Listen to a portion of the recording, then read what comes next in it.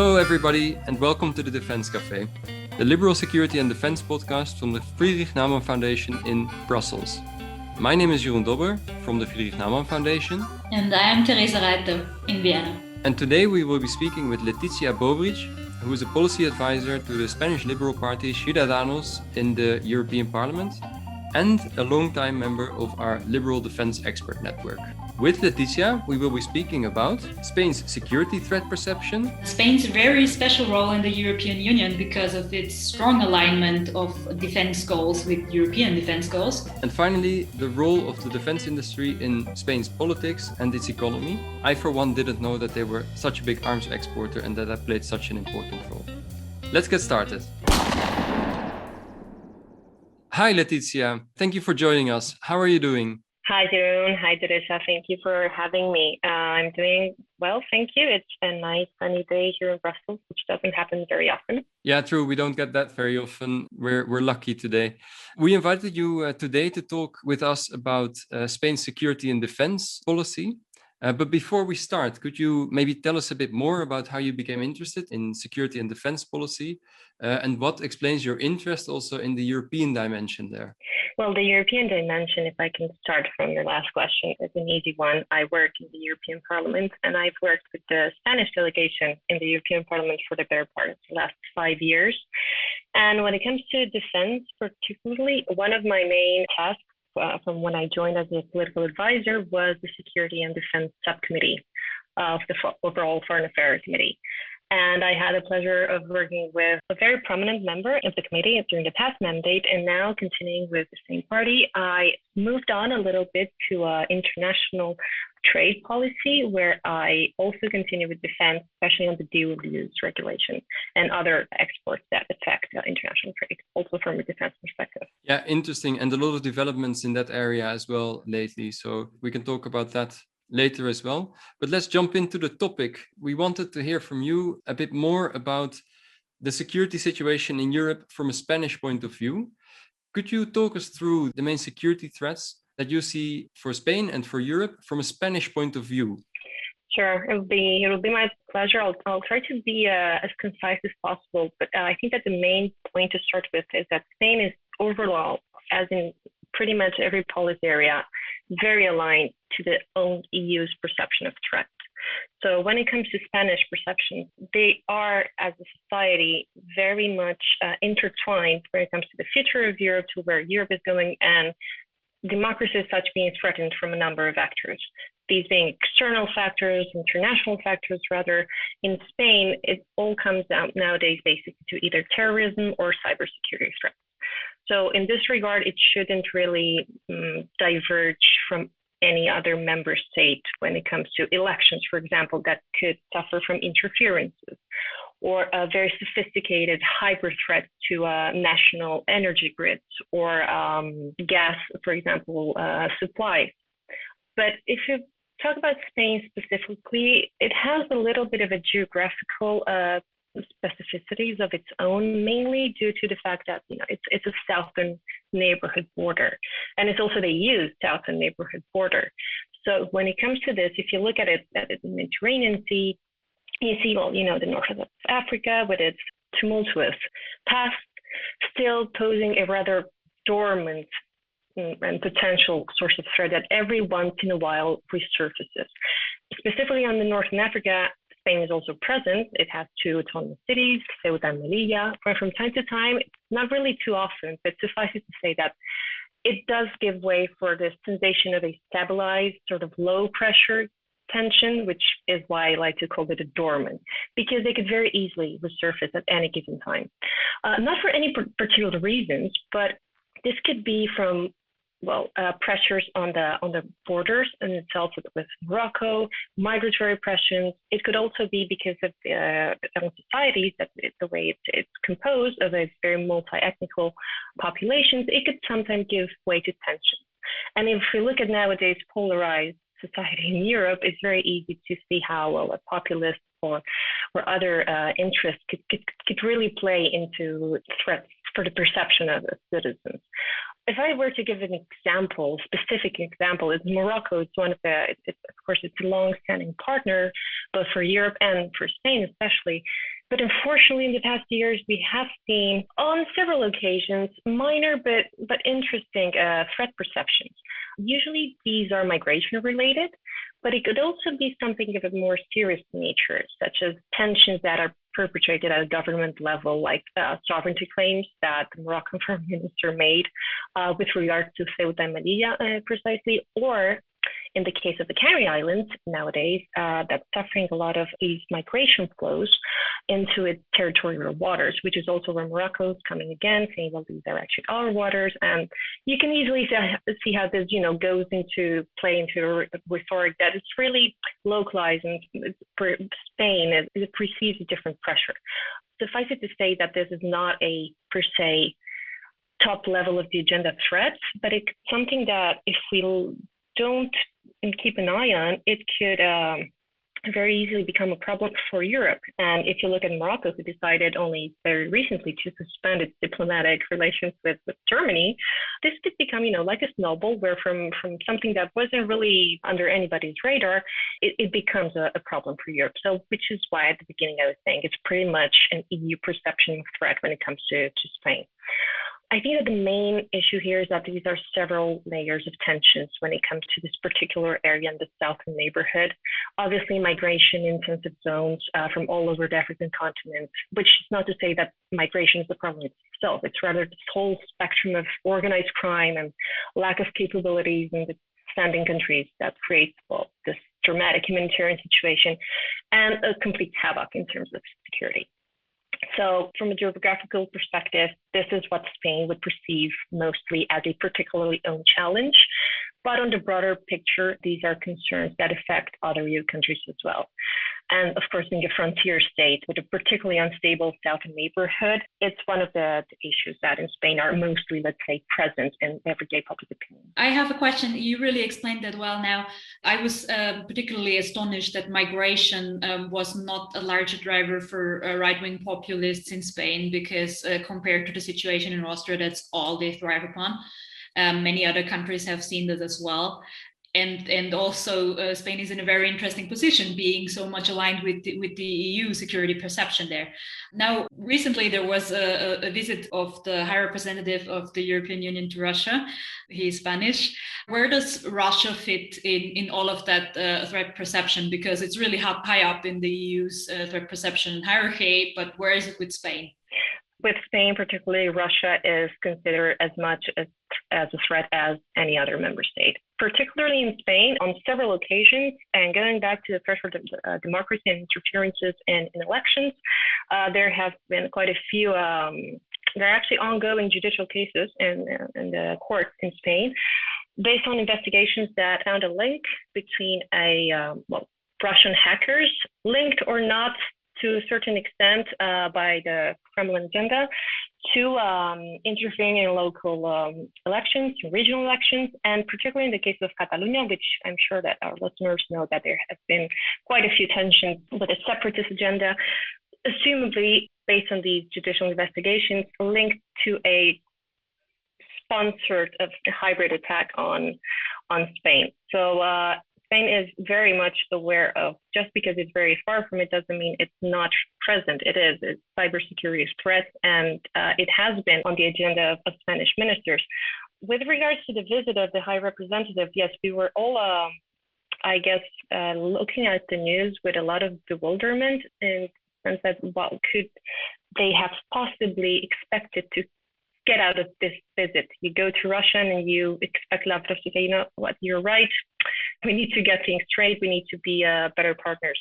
I wouldn't want to be too critical of that visit, in the sense that, well, it is his job as a high representative. He has to try, but I'm not really sure if that was a strategic move. I think it was simply a misplanned display of, this is the EU, we are united, and we come here in a kind of good faith, which is really, it's legitimate enough, as we even have the French president that is really also kind of pointing out that this would be a good idea.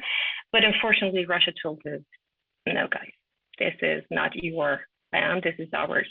Thanks, that's very interesting. And I also had to think, when Teresa mentioned her question about Spain being so aligned with the EU policy, about the fact that indeed Spain is very pro-European in this sense. quite different from a lot of other countries as well. What do you think are the reasons why Spain is so much aligned and so much engaged in European initiatives in security and defense? Well, you'd have to look at the past, and I'm going to be very honest here. When it comes to military per se, Spain was, well, for the better part of 40 years, 50 actually, under a military dictatorship. That means that when the transition towards democracy comes, there is this idea in society somehow that the military is part of a state-controlled apparatus. Therefore, society decided to open themselves. One of the best ways of achieving this was, of course, through integration and adhering to the European community back at the time.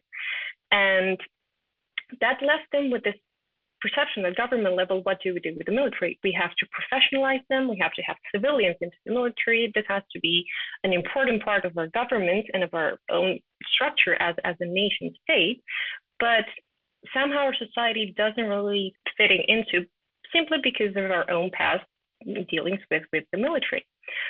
That doesn't mean to say that Spain is anti-military or anti-defense or anything of the matter. No, it simply it shifts its mentality from becoming a very highly controlled for the military state into thinking, how can I really make this useful? And it is, okay, I'm going to put all of my efforts into Europe. And that goes through military as well. This you can see that Spain participates virtually in every single common security and defense policy missions throughout the world. When PESCO was launched 2 years ago, Spain was among the first countries to participate in all of those 17 projects that were initially envisaged. So I guess that in their mentality, Spain still has to reconcile a little bit with its military past in the sense that it was conducted, at state level, but without really shutting it out, without saying, no, defense is not important or military is not important. No, it's just putting its efforts into where the military can best contribute. And in their regards, Spain not really being a global leader or any sort of decisions maker on the global scale, they are a very trustful ally. They're cooperative. Wherever they can, they send either personnel or products, or in any way they can help, they will always be there. So this is, I would say, the main reason. It's because Spain decided to open themselves up, and with the military was just another area of participation. It's one of the biggest contributors to CSDP globally.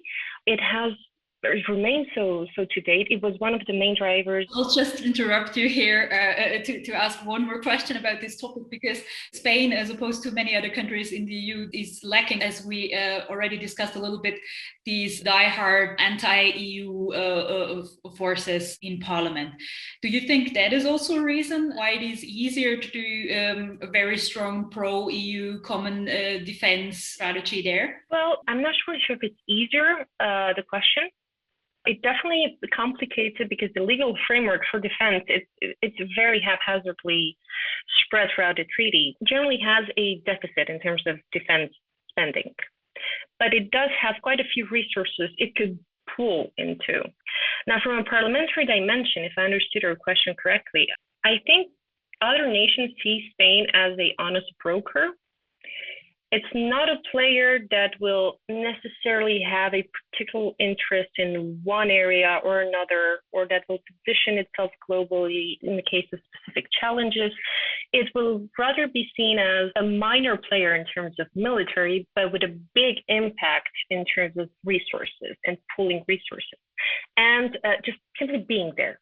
There's a problem, then we will accompany our partners and our member states where they go. One question about that, you talked also about this role as an honest broker. What kind of role does Spain foresee in the future also of European defense integration? Different countries foresee different roles for themselves. I think France sees itself in a very leading role there. Germany more and more as well, but also as a kind of hub and spoke nation. What kind of role does Spain foresee for itself there? And also, what are the allies in Europe in creating that role? I think Spain is very aware that they're not a global leader. It does not see themselves as such, and they're aware that they will not really advance in that way. I don't really think there's an ambition in terms of becoming a major global player deciding on its own or kind of like imposing a specific agenda. And this also goes in hand with the fact that on this and on other topics, Spain really goes towards a multilateral cooperative approach and bringing people at the table rather than creating separate interests. Of course, what does Spain have to do? From a strategic point of view, it's just be there and contribute and take it seriously as a contributor. Why? Also because if this provides, or if you send a message of tranquility and of seriousness, and there's this security that you can provide, then also sends a message to investors to where they can locate, well, whichever new programs for factory productions or new projects where they could be implemented.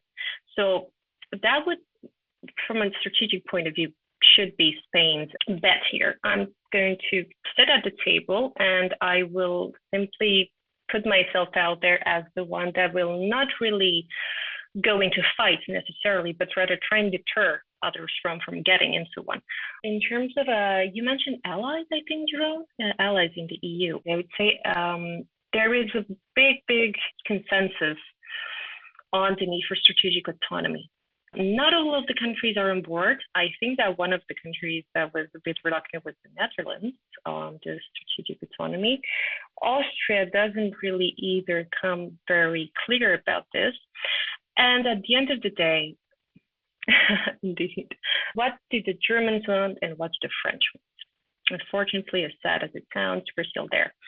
Now, I think that both France and Germany want the same thing, and these would be main allies. But the question is, if we talk about industrial production planning and the future of industry in Europe, who is really going to take the biggest bit of the chunk, right? And here, there are a lot of different views. There are those that prefer an open strategic autonomy, and there are those that simply want a strategic autonomy, no openness whatsoever, which could lead one to think, is this protectionism? Which could be, of course, legitimate as well, if we are to compare ourselves with China, where there's no talk whatsoever about openness, or the US, which is a bit more of the same in terms of buying American. Okay, so we're almost at the end of the podcast, but the industry topic is really very important for Spain. I read that more than 200,000 jobs depend on it in Spain. Also that the defense industry is partly seen as kind of a factor of wealth distribution regionally, because it brought industrialization to provinces that formerly had not so much of the cake. Now, I understand that since more than 70% of the arms sales that Spain makes is going to EU countries or NATO partners, Spain is highly dependent on future arms projects within the European Union and NATO. Is there some kind of, I don't know, tension? I mean, I know that Spain has had a bit of bad luck in the last few years on that, might have lost some contracts. Is this a factor of, I don't know, being nervous in Spain about the future of this industry? Yes, I do think there is. There is a nervousness with regards to Spain's own role in being, what I was saying before, a supplier of certain parts that may miss in the world. So they know they're not going to be the next standard setter, but they can't really play into the little things that go into different projects, especially if nowadays we're talking about consortia in Europe, at least 3 countries that come together. Is it electronic systems? Is it vertical takeoffs, air-to-air refueling? Spain can provide this, and they have a very good geographical base throughout the territory that can provide for stability. Now, what you were mentioning about the defense industry being very important, a study from 2010 showed that for every 1,000 euro spent on defense had a return on investment of 1,296, something of the like, which only shows that it's a strategic approach towards investing and getting back the money you've invested. And also in terms of social expansion, it provides for around 120,000 personnel, some 50,000 direct jobs, and overall indirect employment that goes. Spain is a very depressed country in terms of its internal rural areas. People are leaving. It's actually a factor throughout Europe, but particularly in Spain, where they have had massive youth unemployment, several crises out of which they're still to take. And now with COVID-19, the situation is not going to get any better unless there is really a strategic bet on participating in these European projects. And I think that is the key. Spain has to become more involved in European projects, where it can take the parts of the project that they can deliver faster because they do have the resilience for it. Otherwise, it's going to lag behind. And I think that the main question as well, just to finish, is that Spain has had a structural deficit in terms of investing in defense. They're way below their 2% target. 2024, which was the set date for the Wales Declaration, it's going to be here sooner than we expected. And with this current approach to defense spending, I don't see it anywhere reaching that goal and overpassing this 1% that it's been hovering around a little bit. Okay, so thank you for all these very interesting insights. We come to our last question, which some claim might be the most important. And we have asked it to many of our colleagues, and they have had excellent answers to that. And now you, Letitia, if European security and defense cooperation would be an animal, which animal would it be and why? Well, so just to make sure here, we're talking about CSDP, so that's a common security and defense policy. Well, I see it as a donkey. A donkey is it's a humble animal, but it's a resilient animal. It's an animal that if it doesn't want to move, you're not going to move it unless you incentivize it. You put a carrot in its face and it can move. It's also an animal that, when nobody else wants to do the heavy lifting, they're going to carry it. They're going to take it, but nobody else wants to when it's too heavy for everybody. And I think that's a comfortable landing zone for a lot of member states that it may be unpopular to take a unilateral decision in one member state at a given time. But if you push this onto CSDP, then it becomes lighter, and our little donkey could carry it for it. And also, of course, it's a little homage to Don Quixote's squire, to Sancho Panza, whose animal companion was donkey. And at one point in the book, Sancho Panza says that I may not have a horse, but I have a donkey, and it's worth twice. That was beautiful. Fantastic, yeah. Thank you, guys. With that, we are letting you go today. Thank you so much for being here, Letitia, and goodbye. See you soon. Thanks, Letitia. So, where we're going next time, topic-wise, the Security Hub of the Friedrich Naumann Foundation in Brussels will soon have a meeting in April.